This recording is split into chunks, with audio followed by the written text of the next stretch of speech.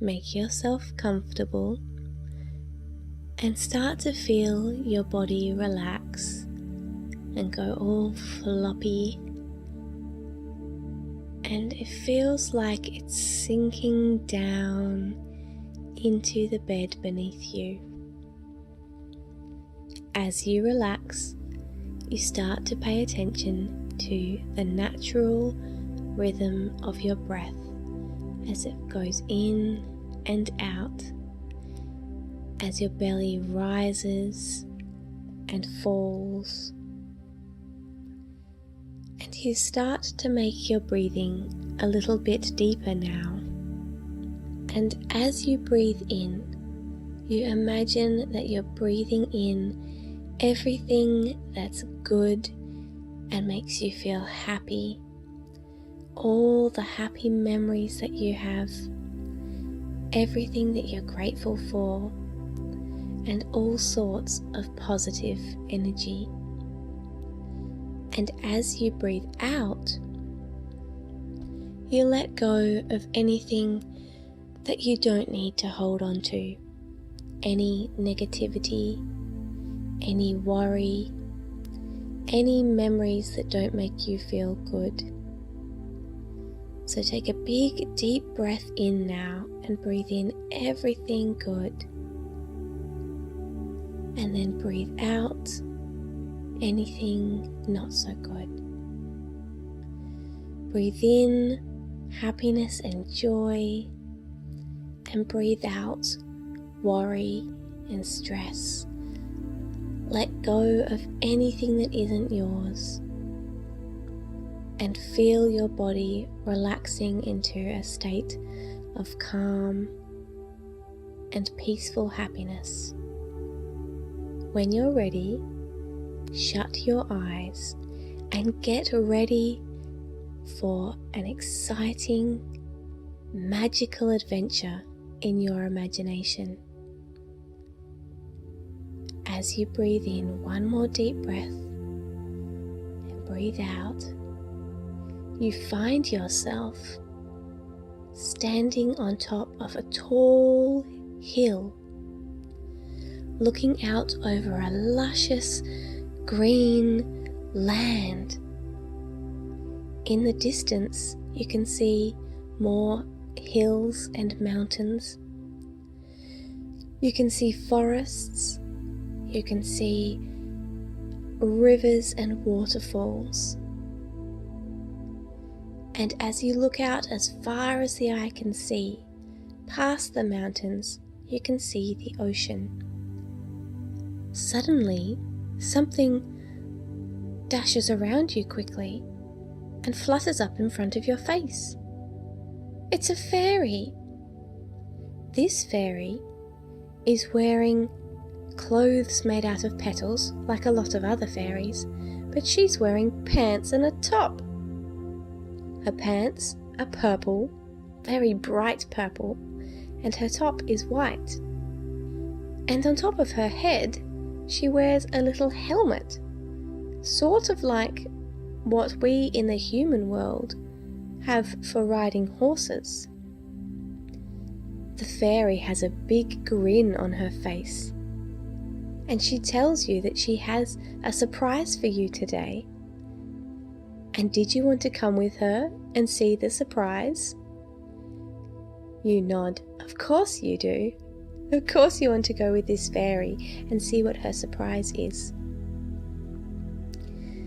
She makes a whistle sound with her mouth by placing the small finger of each of her hands into her mouth. Have you ever seen people whistle like that? And with a big whoosh, suddenly in front of you appears a carriage, and this carriage is being pulled by 2 unicorns. The fairy opens the door for you, and you climb into the carriage. She flies in and hovers beside you. She asks your name, and you tell her. And she tells you that her name is Ostara. And she is very excited for you to see what she has planned for you today. The unicorns fly the carriage up into the sky, and then you whoosh down into the valley below. You watch out the window as you see houses and buildings below. And then the carriage takes a big left turn over towards the forest. It lands you down into a small clearing, and Ostara opens the door and flies out. You follow her, and as you step out of the carriage, you can see a small stables. It's fairy-sized, of course, and Ostara tells you that this is where they keep their animals. They're working animals that the fairies can fly on. Of course, fairies do have wings, but sometimes they have the help of animals so they can do special work, special missions, or go further than fairies can usually fly without a rest. You follow Ostara closer over to the stables, and you peek into each of the little sections. In the first little section, or stable, you can see a big frog. It's staring back at you with great big beady eyes and a huge froggy smile. In the stable next to it, you see a dragonfly. It's bright blue, and its eyes, if you look closely, because it's much smaller than the frog, are special insect eyes. So they have lots of different eyes on each eye. It's quite interesting to look at. In the next stable is a mouse, and in the next is a snail. You find that interesting because you thought snails go quite slowly. You ask Ostara and she says, "Oh yes, but snails can stick onto things. They can take you up walls and things like that. They're quite useful." In the very last stable is a lizard. It's bright red with blue spots, and it looks at you and flicks out its little lizard tongue with a grin. You ask Ostara if these animals are happy to be in their stables like this. You thought animals didn't like to be locked up. "Oh no," Ostara laughs. "These animals aren't locked up. They can come out anytime they like. And if you have another look, you'll see that they are quite comfortable in there. They have everything they need. It's just like a little lounge room that they hang out in when they might be needed for work but we're not out on a mission. They go home to their own houses at the end of the day." As you peek in again, you see that the lizard has a heat light and is lying on a rock, and has a bowl of insects in front of it for eating, and a bowl of water as well. You look into the snail's stable, and you can't see much there because I suppose snails don't need much, but there are some rocks and grass. The mouse has some hay to nest in and lots of food to eat. There are bits of fruit like apples and even some cheese as a treat. Oh, and some berries too. You think that mice probably love berries. In the dragonfly's stable, there is the tiniest little pond, and the dragonfly is sitting on a rock. It has a little bowl of insects to eat. And in the frog's stable, you see that the ground is all wet, and suddenly there is a spray of water from above. Oh, of course, they're keeping the frog nice and wet. You can see now that there are lots of little flies being sent out from a special little machine thing. And as the fly shoots out, the frog snaps out its tongue and catches it. Oh, you can see now that these animals are probably very happy. Ostara seems to know what you're thinking, and she says, "These animals are very happy here. They have volunteered to help us. They don't have to be here, and they can go home anytime they like, really. But they help us look after the nature in the valley. And anything that needs doing or fixing, or anyone that needs helping, they like to help. They're our friends, and we help them too. And when we ride with them, or if we ride on their backs, they're quite happy to do so. It doesn't hurt them, and we have lots of fun together. It's an adventure for us and for them.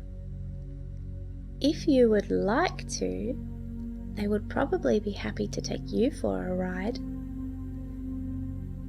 You, a human, you're quite confused, and Ostara can see the confused look on your face. Because you're much bigger than these animals, how would you ever ride them? Oh, Ostara laughs. Of course, I would use my magic to shrink you down first. Please don't sit on any of these animals while you're human-sized. You might just squish them. Oh, you laugh. Shrinking down? Well, that would be an adventure.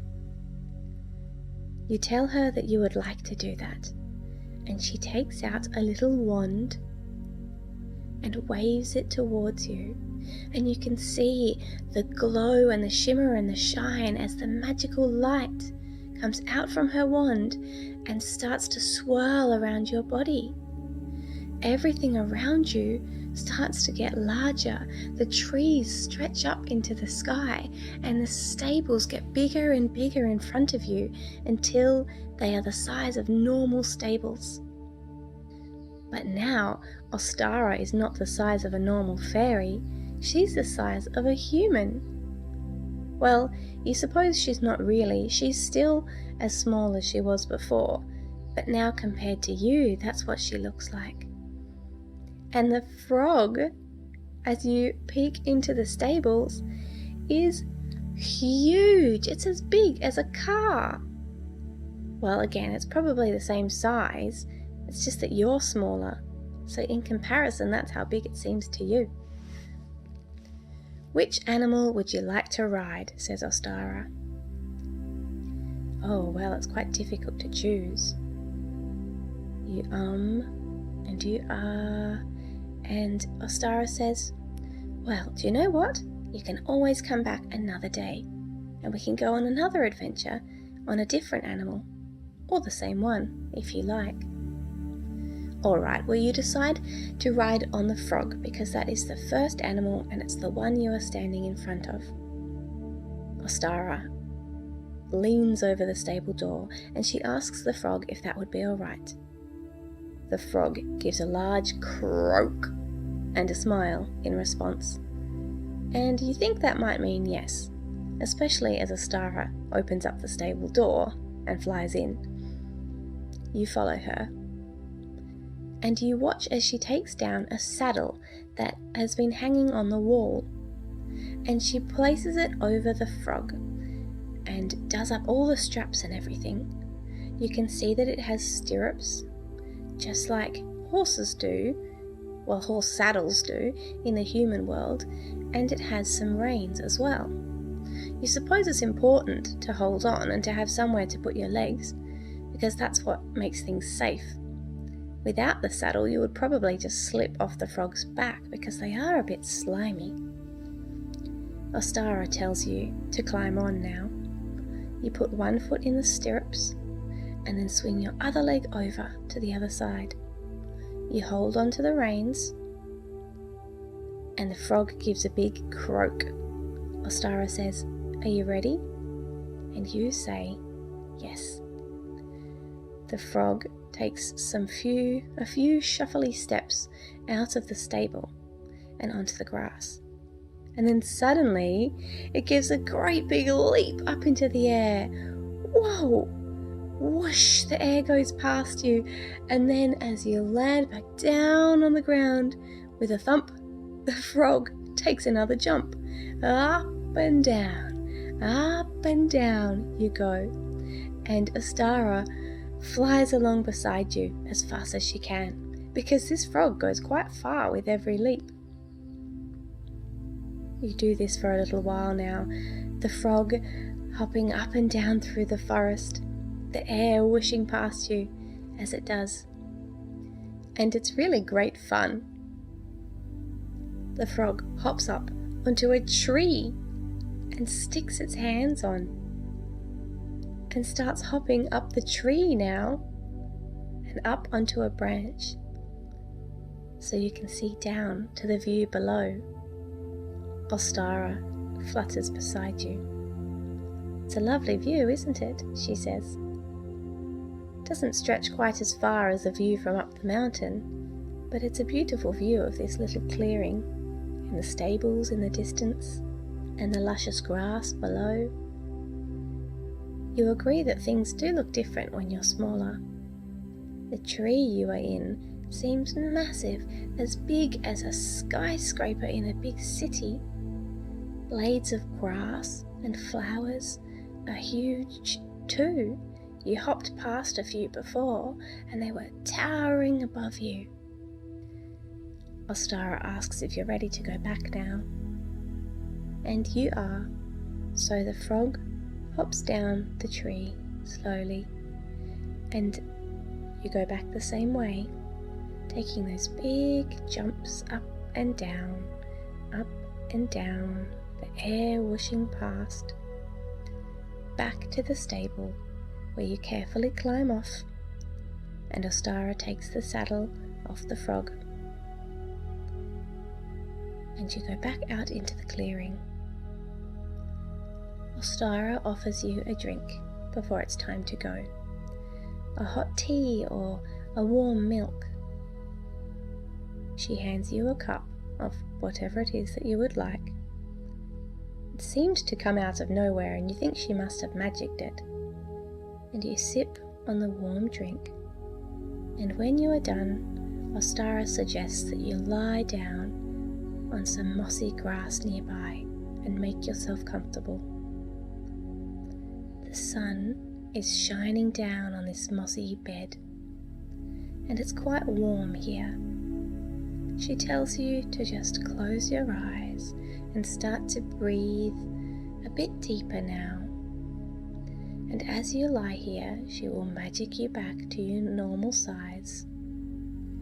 And as you deepen your breath, you sink down into the moss.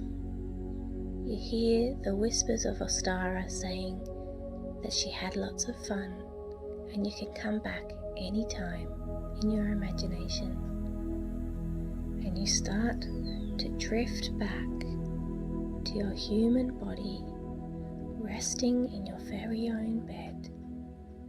You wiggle your fingers, wiggle your toes, and are now back in the human world, ready to go on an adventure in your imagination another time. For now, you drift off to sleep. Have sweet dreams. Good night.